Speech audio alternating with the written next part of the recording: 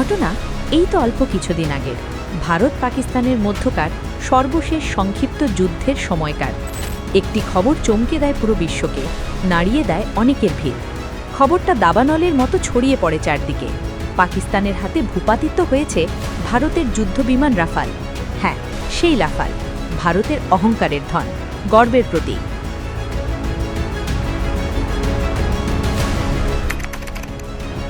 আসুন প্রথমে রাফাল যুদ্ধবিমানের ক্ষমতা সম্পর্কে জেনে নেওয়া যাক। ফ্রান্সের তৈরি রাফাল একটি 4.5 প্রজন্মের যুদ্ধবিমান, যা বিশ্বের শীর্ষ যুদ্ধবিমানগুলোর মধ্যে একটি। রাফালের Meteor beyond visual range, air to air missile, SCALP cruise missile এবং অত্যাধুনিক স্পেকট্রা ইলেকট্রনিক ওয়ারফেয়ার সিস্টেম এটিকে প্রায় অজেয় করে তুলেছে। এর ইলেকট্রনিক সুরক্ষা ব্যবস্থা এতটাই শক্তিশালী যে শত্রুর র্যাডার এবং মিসাইলকে জাম করে দিতে পারে, যা একে ধ্বংস করা প্রায় অসম্ভব করে তুলেছে। তৈরির পর থেকে গেল ৩৯ বছর ধরে যুদ্ধক্ষেত্রে অজেয় রাফাল যুদ্ধবিমান। সেই রাফাল ভূপাতিত করল পাকিস্তান।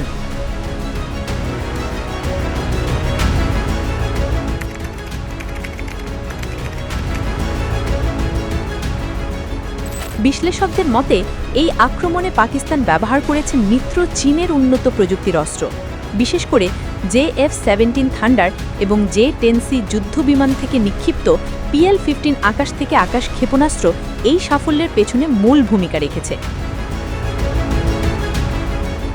পাকিস্তানের এই সাফল্য দীর্ঘ সময় ধরে অজেয় থাকা রাফালের ভবিষ্যৎকে ঝুঁকির মুখে ফেলে দিয়েছে।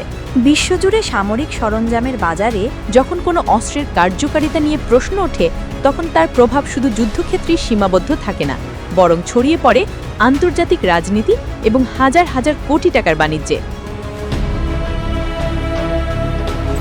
রাফাল, যা এতদিন ভারতের সামরিক শক্তির প্রতীক হিসেবে পরিচিত ছিল, কাগজে কলমে প্রথম পরীক্ষাতে তা রীতিমতো মুখ থুবড়ে পড়েছে।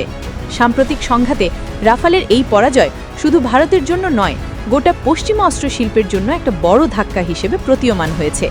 ইতোমধ্যে গুঞ্জন উঠেছে রাফাল নির্মাতা ফরাসি কোম্পানির শেয়ারে বড় ধরনের পতন দেখা দিয়েছে। অন্যদিকে রাফালের এই পতন চীনের অস্ত্রশিল্প নিয়ে আন্তর্জাতিক পর্যায়ে নতুন করে আগ্রহ এবং আস্থা তৈরি করেছে। রাফাল যুদ্ধবিমানের নির্মাতা ফরাসি কোম্পানি দাসো এভিয়েশনের শেয়ার দাম ইতোমধ্যে ইউরোপীয় শেয়ার বাজারে 7% বেশি কমে গেছে। প্যারিস স্টক এক্সচেঞ্জে দিনের মধ্যে এক পর্যায়ে কোম্পানিটির শেয়ারের দাম নেমে আসে 292 ইউরোতে।